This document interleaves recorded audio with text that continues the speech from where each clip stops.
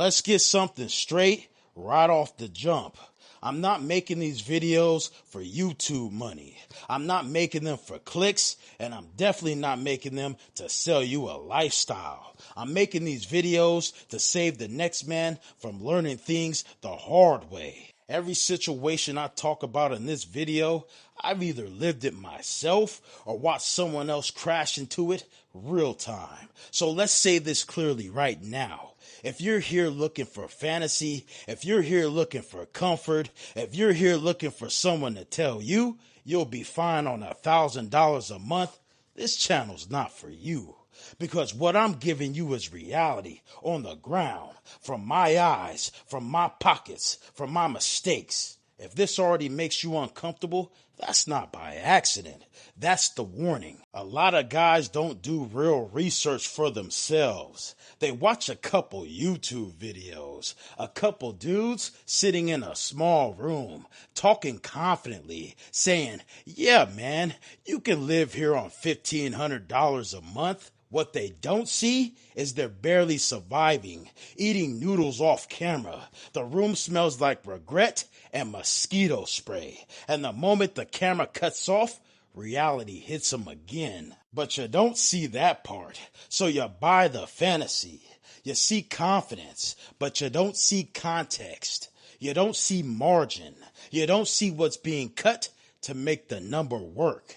You don't see activities. You don't see movement. You don't see life. You see a man sitting in a box talking. And instead of asking, why isn't he outside? Why isn't he doing anything? Why does this all feel so small? You decide it's a good idea to hop on a plane. And that's how it starts. Not with disaster, not with crisis, with confidence borrowed from someone who's already struggling. The most dangerous advice isn't loud. It's calm, confident, and incomplete. Now, don't get it twisted.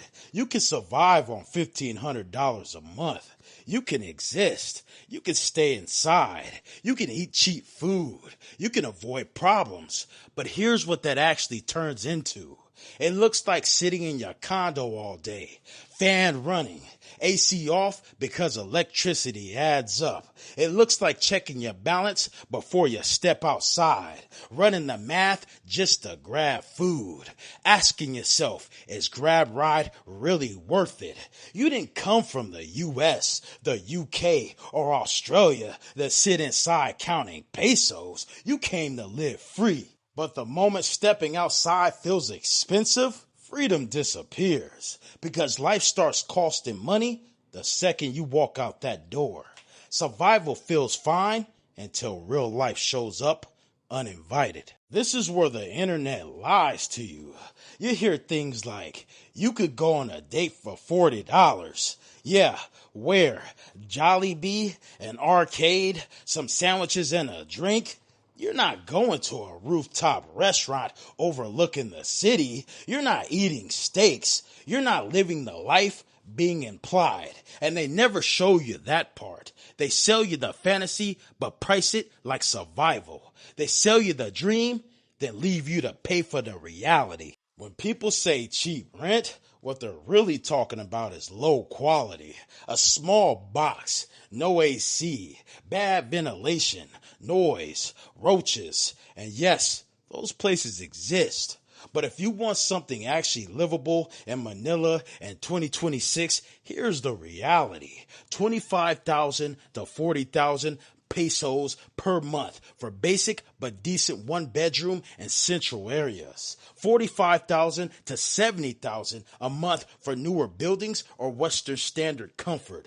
Below 20,000 usually means trading comfort for cleanliness or location.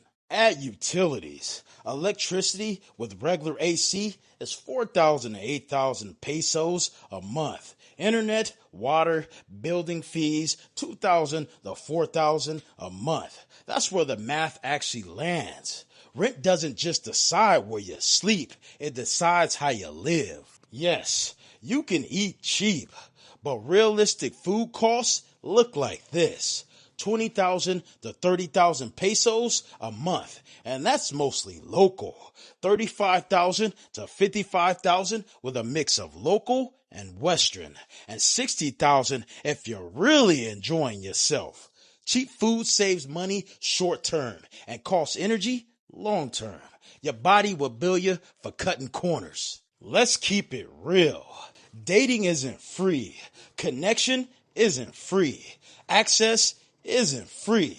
Not just money, time, energy, attention, even modest dating, meals, rides, activities, small expectations. That's 20,000 pesos to 50,000 pesos a month. Romance without margin turns into resentment fast. Now let's talk about visas, extensions, and paperwork.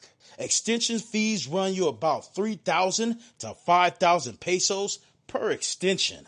Over a year, that's easily 30,000 to 50,000 pesos.